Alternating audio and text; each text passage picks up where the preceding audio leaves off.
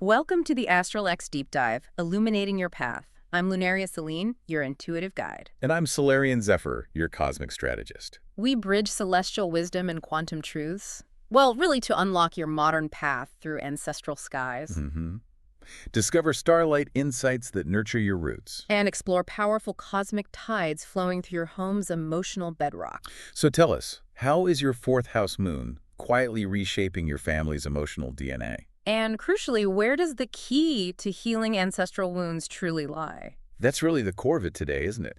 Our mission is a pretty deep one. We want to dive into the fourth house moon Right. and explore its profound connection, often totally unseen to ancestral healing and your most basic emotional security. It really feels like understanding the foundations. You know, what your sense of self is built on, emotionally speaking, these patterns pass down. Exactly. The emotional inheritances. Okay, so let's start unpacking this. Where do we begin? Maybe with the cosmic cradle idea. Yeah. Exploring those ancient archetypes. Yes, that's a perfect starting point. It sets a beautiful kind of mystical tone. So think about Greek mythology. The goddess Selene, right? Her gentle light.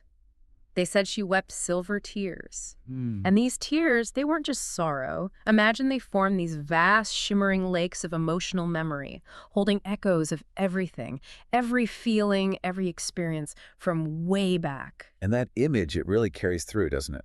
Across different cultures. It does. Like her Roman counterpart, Luna. She was seen as the guardian of the domus, the hearth, the home itself. Ah, the ancestral home. Precisely. And that directly mirrors how your fourth house moon quite literally holds your family's emotional DNA. It shapes that feeling of belonging, your inner safe space. It's fascinating how universal that theme is. This lunar sanctuary idea pops up everywhere. It really does. Or pointing to the moon's deep influence on our roots. You see it so clearly in the Hindu tradition too. Chandra, the moon deity. They say Chandra offers this nectar for lineage healing, like a balm for the family. The healing balm, yeah. Or think about change in Chinese tradition. Her story is a bit bittersweet, but it speaks volumes about sacrifices made for family, for the lineage. Yeah. Loyalty and connection. And the Cherokee wisdom. Grandmother Moon weaving ancestral dreams right into our reality. It's like this global understanding. The moon isn't just up there. It's a living record of our emotional past. Absolutely. And from all these rich stories, these myths, we get this archetype. We call it the womb keeper. The womb keeper. Yeah, not just physically, but energetically. The nurturer, the protector of all those generational emotions. It's about this powerful legacy flowing through families, often shaping us without us even realizing it. Okay, so that's the mythic layer, the archetype. What does it actually mean for us in, like, practical astrological terms? Well, at its core, your fourth house moon is about your roots, those ancestral patterns you carry, and crucially, that often unconscious emotional inheritance. So it's the blueprint for how you feel safe, how you define home inside yourself. Exactly that. And what's really critical are the specific astrological aspects. You know, how your moon connects with other planets. Like challenges or supportive links. Right. For instance, if your moon makes a square aspect to Saturn, well, the renowned astrologer Dimitri George calls this frozen emotional heritage. Frozen emotional heritage. Wow. What does that feel like? Think of it like places where family emotions or maybe historical events got stuck. Unprocessed grief, maybe. Unspoken traumas, things that couldn't flow freely. So they become blocks. Precisely. These frozen spots often show up as persistent emotional blocks in your own life, or maybe a feeling of being really weighed down. It's like your chart is urging you, address these old burdens. Okay. And the flip side, what about easier connections? Well, a moon trine Jupiter is quite different. That suggests generational optimism. Optimism passed down. Yeah, like where grace, abundance, positive emotional currents, they've just flowed more easily through your lineage. It's this inherent sense of hope, almost like a birthright. That's lovely. And this leads us to something we call the quantum lens. It helps differentiate influences. Okay. Imagine the moon's gravitational pull on family tides. It's subtle, right? Constant. Deeply influential over time. Shapes your emotional landscape. Okay, like a steady current. Exactly. Now that's different from, say, Pluto's energy. Pluto brings transformative tsunamis, intense shifts, breakdowns of old structures, making way for something radically new. So moon is the tide, Pluto is the wave. Kind of, yeah. Both are powerful, but understanding if your family challenges feel more like those subtle moon currents or those big Pluto upheavals, well, it helps you figure out the best way to approach healing. That makes sense. And we see this in real lives, don't we? Even famous figures. Absolutely. Look Right. at Carl Jung. He had his fourth house moon in Taurus, Okay. and his entire life's work, reconciling that grounded ancestral Swiss earthiness he felt with the spiritual voids he saw in his mother's line. It perfectly mirrors his placement. So his theories weren't just abstract. They came from his own ancestral journey. Deeply personal. Mhm. His insights into the collective unconscious were born from wrestling with his own roots. Wow. That connection really brings it home. So, okay, let's broaden out.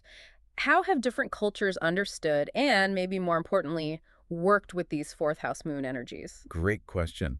Because these aren't just dusty old concepts, they offer really practical pathways to healing. Different traditions have amazing insights. Where should we start? Maybe Vedic astrology? Yeah, they talk about Chandra in Sukapava, that's the moon in your fourth house, and how PRN can manifest there. Peter, and what's that exactly? It translates loosely as ancestral debt, but think of it less like money, more like an energetic or emotional burden, carried from ancestors because of maybe unfulfilled duties, unspoken hurts, unresolved suffering. And how does that show up for us now? It can manifest as, well, deep emotional repression, chronic obstacles in life, or just that feeling of being stuck. Yeah, I think many people can relate to that feeling. And importantly, the Vedic tradition offers a remedy, Shraddha rituals. These are specific ceremonies, acts of reverence, of release, done to honor ancestors and clear those debts. It really highlights how traditions encourage proactive steps to heal these legacies, bring peace to everyone involved, past and present. That's powerful, taking action. Okay, what about other traditions, like Chinese wisdom? Well, in Chinese tradition, they often link family secrecy to an imbalance of yin-water energy in the home. Yin-water imbalance, leading to secrets. Yeah, think of it less like just being quiet, more like a stagnant, heavy emotional atmosphere. Feeling suppressed, communication blocked, no flow. It shows how unspoken stuff can sort of calcify within the family. Okay, so it affects the whole environment. And is there a remedy there too? Yes, Feng Shui is often suggested, specifically placing amethyst in the northwest sector of your home. Amethyst in the northwest, why they're there? Well, energetically, it's about influencing the key, the life force, in the home. The northwest relates to helpful people, travel, clarity. Amethyst there helps clear stagnation, promotes clearer communication, symbolically dissolving that secrecy. It's about shifting the environment to shift the emotion. That's fascinating, using the physical space. And Japan, any insights there? Yes, Kiko Ikawa, an expert in this area, notes that Cancer moons especially need wa. Wa, meaning harmony. Harmony, peace, yes. And this isn't some grand gesture. It can be achieved through simple shared acts, like communal baths, maybe, or traditional tea ceremonies. Yeah. Things that foster collective soothing, connection, reestablishing balance. It's really striking how diverse these practices are, but they all point towards identifying and shifting these deep emotional imbalances the fourth house moon highlights. They offer real tools. Absolutely. Tangible practices, not just theory. And this isn't just about myths or cultures, is it? It connects right into our bodies, our development. Very much so. Your body literally holds the story of this emotional inheritance. That's where it feels really personal, those somatic cues you mentioned. Exactly, like Yeah. that tightness in your chest when family conflict flares up, or that knot in your stomach before a family gathering. Uh-huh. Those aren't just random. They could be your fourth house anxiety showing up physically. Your body speaking the truth about ancestral stress or unresolved patterns. So how do we work with that bodily wisdom? Chakra work can be incredibly helpful here. The heart chakra, right in the center of your chest, it's all about love, compassion, emotional flow. Right. Anahata. Exactly. So specific heart chakra mudras, those symbolic hand gestures, or even just working with the gentle energy of rose quartz. These are tools to help thaw that emotional frozenness, bring warmth and opening back in. Bringing compassion to those stuck places. Yes, and developmentally. The moon's influence starts so early, ages 0 to 7. The moon's phases are thought to shape our fundamental attachment styles. Yeah, really. How we bond, how we trust. How you learn to seek security, yeah. Think about your earliest experiences of being nurtured, or maybe not nurtured, how consistent your emotional world felt. That gets imprinted very deeply in those first years. And then later, the Saturn return. Around 28 to 30. Oh, that's a huge one. It's not just an astrological transit. It's this profound time of potentially reparenting your inner child. Yeah. Stepping into real emotional maturity, taking ownership of your foundational patterns. And often right when people are becoming parents themselves. Exactly. The timing is fascinating. It's this synchronous moment. You get the chance to heal your own deep wounds while consciously building a more secure emotional foundation for the next generation.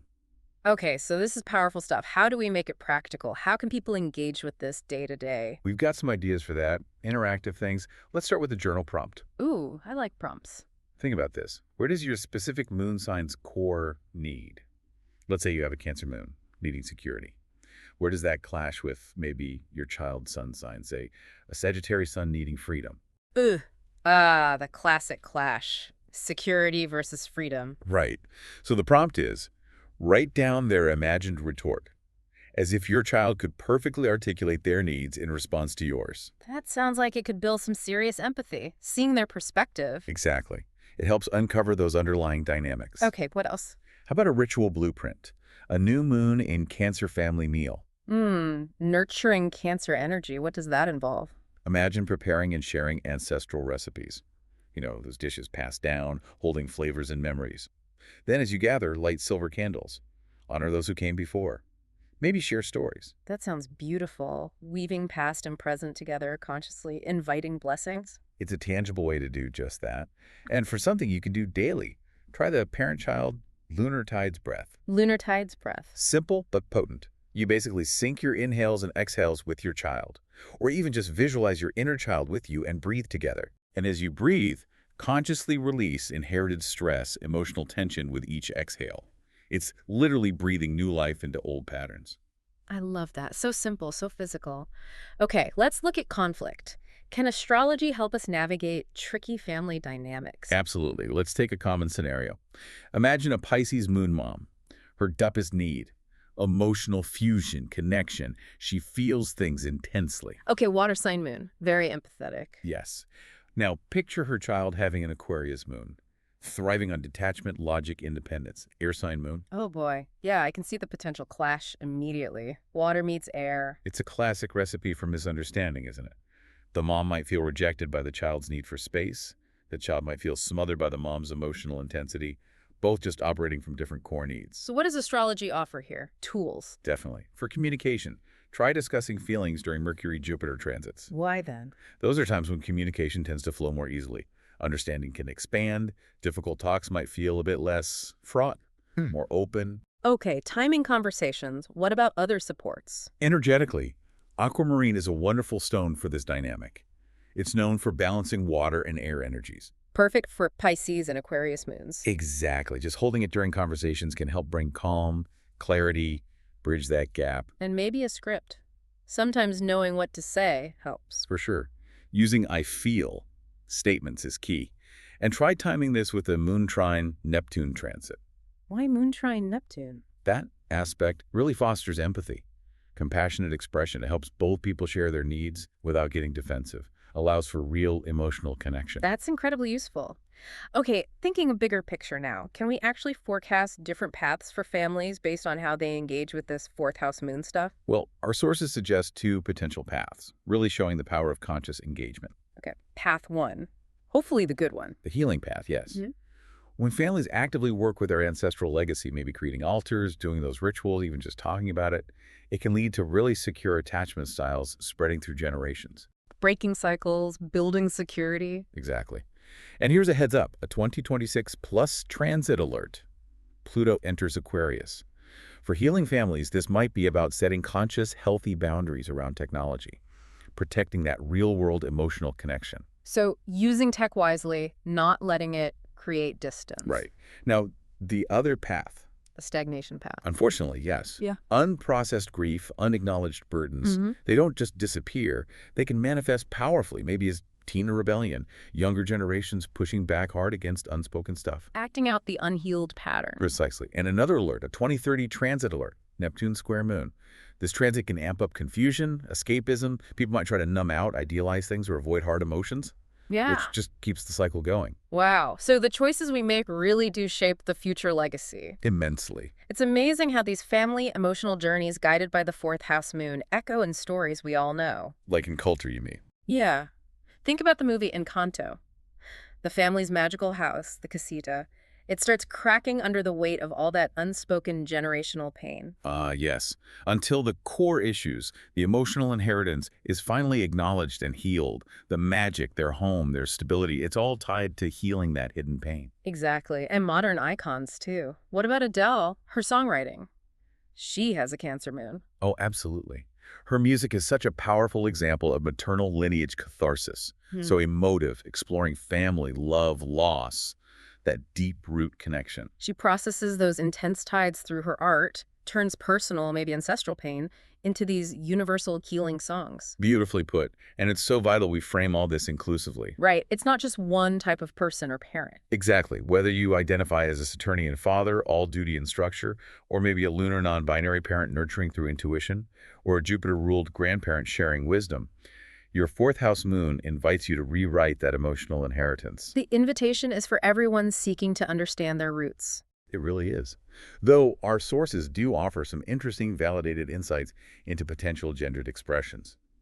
Liz Green, for example, notes Capricorn moon mothers often nurture through very practical acts. Love through stability, providing security. Yes. While, say, Scorpio moon fathers might express love through protective intensity. A fierce loyalty safeguarding the family.